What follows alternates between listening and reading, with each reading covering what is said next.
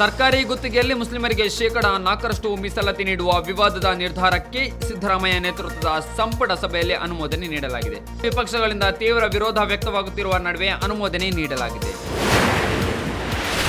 ಇಸ್ಲಾಮೋಫೋಬಿಯಾವನ್ನು ಎದುರಿಸುತ್ತಿರುವ ಅಂತಾರಾಷ್ಟ್ರೀಯ ದಿನದ ಸ್ಮರಣಾರ್ಥ ವಿಶ್ವಸಂಸ್ಥೆಯಲ್ಲಿ ಸಾಮಾನ್ಯ ಸಭೆ ನಡೆದಿದ್ದು, ಇದನ್ನು ಉದ್ದೇಶಿಸಿ ವಿಶ್ವಸಂಸ್ಥೆಯಲ್ಲಿನ ಭಾರತದ ಕಾಯಂ ಪ್ರತಿನಿಧಿ ಪಿ ಹರೀಶ್ ಅವರು ಮಾತನಾಡಿದ್ದು, ಧಾರ್ಮಿಕ ತಾರತಮ್ಯ, ದ್ವೇಷ ಮತ್ತು ಹಿಂಸಾಚಾರದಿಂದ ಮುಕ್ತವಾದ ಜಗತ್ತನ್ನು ಬೆಳೆಸುವುದು ಭಾರತದ ಜೀವನದ ನಿಧಾನವಾಗಿದೆ ಎಂದರು. ಭಾರತೀಯ ಬಾಹ್ಯಾಕಾಶ ಸಂಸ್ಥೆ ಇಸ್ರೋ ವಿದೇಶಿ ಉಪಗ್ರಹಗಳ ಉಡಾವಣೆ ಮೂಲಕ ಸುಮಾರು $143 ಮಿಲಿಯನ್ ಆದಾಯ ಗಳಿಸಿದೆ. ಕಳೆದ ದಶಕದಲ್ಲಿ ಇಸ್ರೋ ಒಟ್ಟು 393 ವಿದೇಶಿ ಉಪಗ್ರಹಗಳು ಮತ್ತು 3 ಭಾರತೀಯ ಗ್ರಾಹಕ ಉಪಗ್ರಹಗಳನ್ನು ವಾಣಿಜ್ಯ ಆಧಾರದ ಮೇಲೆ ಉಡಾವಣೆ ಮಾಡಿದೆ ಎಂದು ಬಾಹ್ಯಾಕಾಶ ಇಲಾಖೆ ತಿಳಿಸಿದೆ.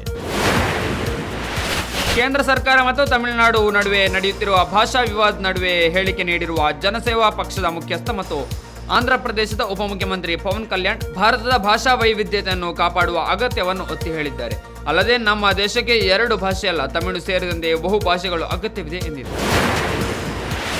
ಮಾರ್ಚ್ 7ಕ್ಕೆ ಕೊನೆಗೊಂಡ ವಾರದಲ್ಲಿ ಭಾರತದ ವಿದೇಶಿ ವಿನಿಮಯ ಮೀಸಲು $15.26 ಶತಕೋಟಿ ಹೆಚ್ಚಾಗಿ $653.96 ಶತಕೋಟಿ ತಲುಪಿದೆ. ಕಳೆದ ತಿಂಗಳು ಆರ್ಬಿಐ ನಡೆಸಿದ ಕರೆನ್ಸಿ ಸ್ವಾಪ್ ಕಾರ್ಯಾಚರಣೆಗಳಿಂದ ಇದು ಸಾಧ್ಯವಾಗಿದೆ.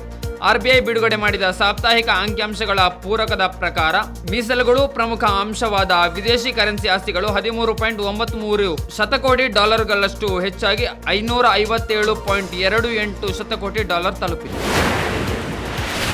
ಕೆನಡಾದ ನೂತನ ಪ್ರಧಾನಮಂತ್ರಿಯಾಗಿ ಮಾರ್ಕ್ ಕಾರ್ನಿ ಪ್ರಮಾಣ ವಚನ ಸ್ವೀಕರಿಸಿದ್ದಾರೆ. ಕಳೆದ ಜನವರಿ ತಿಂಗಳಲ್ಲಿ ರಾಜೀನಾಮೆ ಘೋಷಿಸಿದ್ದ ಪ್ರಧಾನಿ ಜಸ್ಟಿನ್ ಟ್ರುಡೋ ಅವರ ಸ್ಥಾನವನ್ನು 59 ವರ್ಷದ ಮಾರ್ಕ್ ಕಾರ್ನಿ ವಹಿಸಿಕೊಂಡಿದ್ದಾರೆ. ಕಳೆದ 9 ತಿಂಗಳಿಂದ ಅಂತಾರಾಷ್ಟ್ರೀಯ ಬಾಹ್ಯಾಕಾಶ ನಿಲ್ದಾಣದಲ್ಲಿ ಸಿಲುಕಿಕೊಂಡಿರುವ ನಾಸಾ ಗಗನಯಾತ್ರಿಗಳಾದ ಸುನಿತಾ ವಿಲಿಯಮ್ಸ್ ಮತ್ತು ಬುಜ್ ವಿಲ್ಮೋರ್ ಅವರನ್ನು ಭೂಮಿಗೆ ವಾಪಸ್ ತರಿಸಲು ಸ್ಪೇಸ್ಎಕ್ಸ್ನ ಫಾಲ್ಕನ್ 9 ರಾಕೆಟ್ ಉಡಾವಣೆ ಮಾಡಲಾಗಿದೆ. ಭಾರತೀಯ ಕಾಲಮಾನದ ಪ್ರಕಾರ ಇಂದು ಮುಂಜಾನೆ ಸುಮಾರು 4:33ಕ್ಕೆ ರಾಕೆಟ್ ಉಡಾವಣೆಗೊಂಡಿತು. ಬೆಂಗಳೂರಿನಲ್ಲಿ ನೀರಿನ ದರ ಏರಿಕೆಗೆ ರಾಜ್ಯ ಸರ್ಕಾರ ಮುಂದಾಗಿದೆ. ಈ ಬಗ್ಗೆ ಪ್ರತಿಕ್ರಿಯೆ ನೀಡಿರುವ ಡಿಸಿಎಂ ಡಿಕೆ ಶಿವಕುಮಾರ್ 2014ರ ನಂತರ ಬೆಂಗಳೂರಿನಲ್ಲಿ ನೀರಿನ ದರ ಪರಿಷ್ಕರಣೆ ಆಗಿಲ್ಲ. ಹೀಗಾಗಿ ಬೆಂಗಳೂರು ಜಲಮಂಡಳಿಯು 7-8 ಪೈಸೆ ದರ ಏರಿಕೆಗೆ ಪ್ರಸ್ತಾಪ ನೀಡಿದೆ. ಆದರೆ ಅಷ್ಟು ಬೇಡ, ಸದ್ಯಕ್ಕೆ 1 ಪೈಸೆಯಷ್ಟು ಮಾತ್ರ ಏರಿಕೆ ಮಾಡುವ ಚಿಂತನೆ ಇದೆ. ಶೀಘ್ರ ನಗರದ ಶಾಸಕರ ಬಳಿ ಚರ್ಚಿಸಿ ಅಂತಿಮ ನಿರ್ಧಾರ ಕೈಗೊಳ್ಳಲಾಗುವುದು ಎಂದಿದ್ದಾರೆ.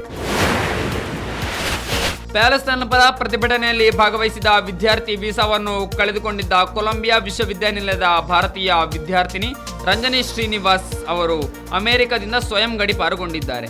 ಹಿಂಸೆ ಮತ್ತು ಭಯೋತ್ಪಾದನೆಯನ್ನು ಪ್ರತಿಪಾದಿಸಿದ್ದಕ್ಕಾಗಿ ಅವರ ವೀಸಾವನ್ನು ರದ್ದುಗೊಳಿಸಲಾಗಿದೆ ಎಂದು ಅಮೆರಿಕದ ಗೃಹ ಭದ್ರತಾ ಇಲಾಖೆ ಮಾರ್ಚ್ 5ರಂದು ತಿಳಿಸಿತ್ತು.